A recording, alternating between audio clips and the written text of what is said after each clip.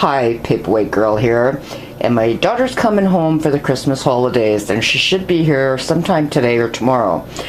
And so I have to prepare some meals for us to eat, and her being a vegetarian, I will start by vegetarian spaghetti sauce, and then I'll attempt to make a vegetarian lasagna, and then vegetarian cabbage rolls.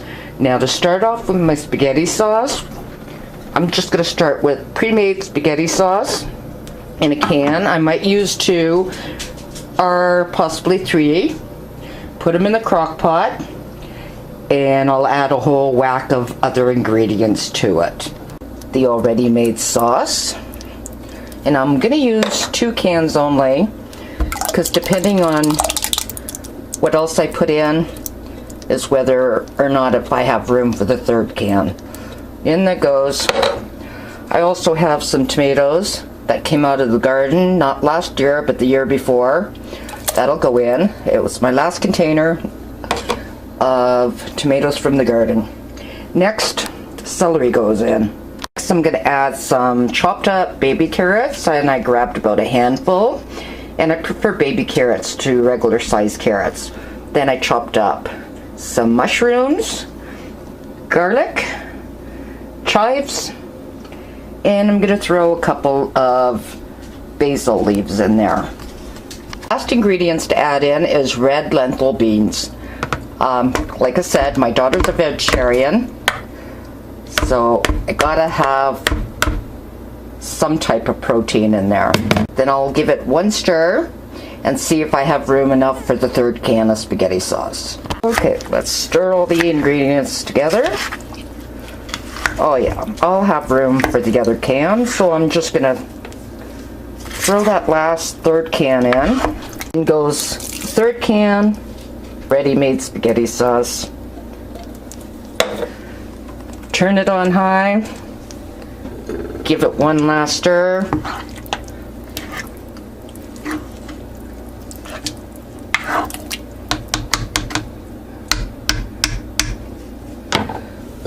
Put the lid on and let it cook for 5 to 6 hours. And now I'll make my cabbage rolls because I'm waiting for my sauce to make my lasagna. Time to work on my cabbage rolls now. And what I did is I cut around the core of the cabbage, and I'm going to throw them in water. And this will make it easier for the leaves to separate, and the leaves will also be more pliable and easier to work with later when you're ready to stuff them. So I got my leaves here all separated, and they're nice and pliable to work with. I still have half the cabbage. I may make coleslaw. I'm not sure yet.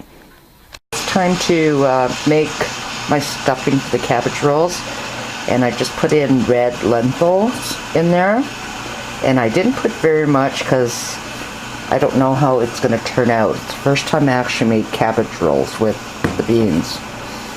And then white rice. My daughter prefers brown, but I don't like brown rice, so. And I don't measure, so I'm just going to put whatever I think is fair. Okay, the reason I'm cooking my rice and lentils first is because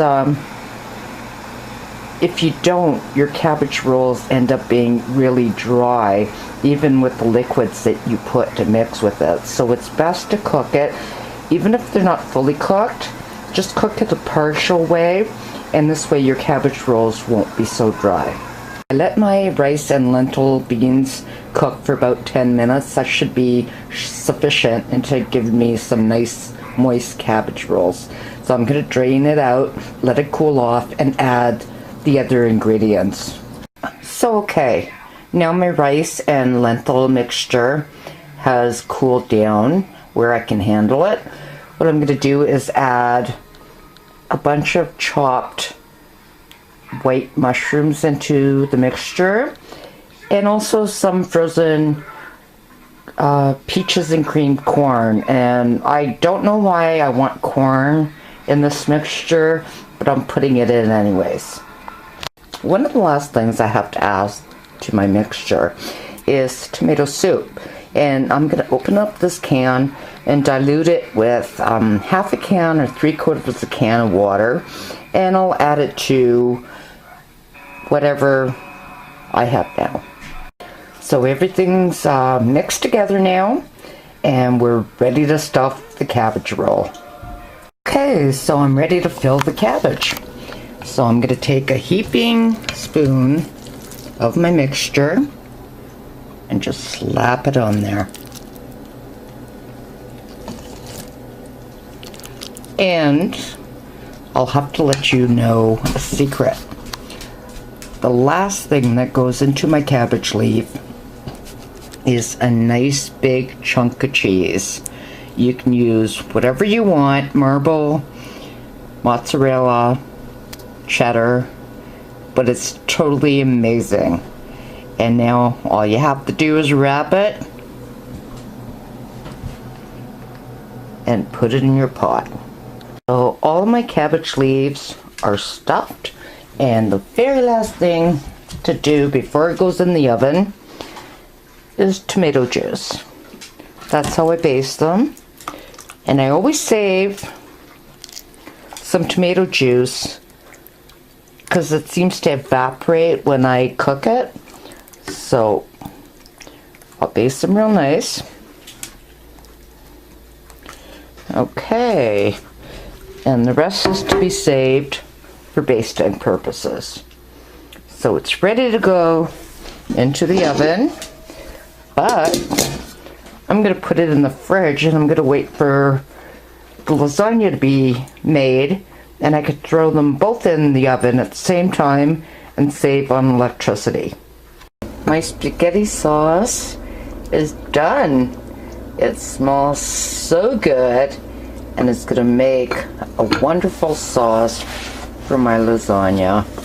So time to turn it off, let it cool down, and I'll be making lasagna very soon. Okay, so I'm down to my last dish to make, which is my vegetarian lasagna. So what I'm going to do is put a layer of sauce at the bottom of this pan. Okay, and I didn't realize the sauce was still hot.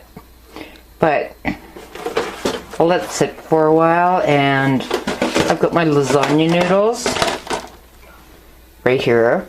And I'm going to use the oven ready baked, so it saves me the step of having to boil my noodles. So my first layer of noodles have been put down.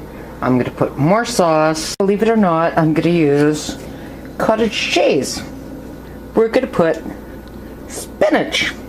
Yes, spinach in our lasagna.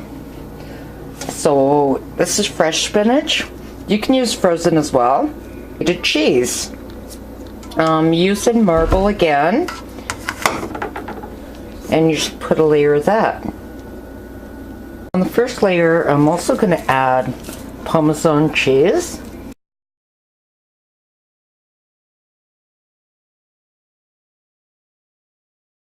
That's my vegetarian lasagna. I'll cover this up with aluminum foil and put it in the fridge, and when we're ready to eat, we cook it for about 2 hours and it's done.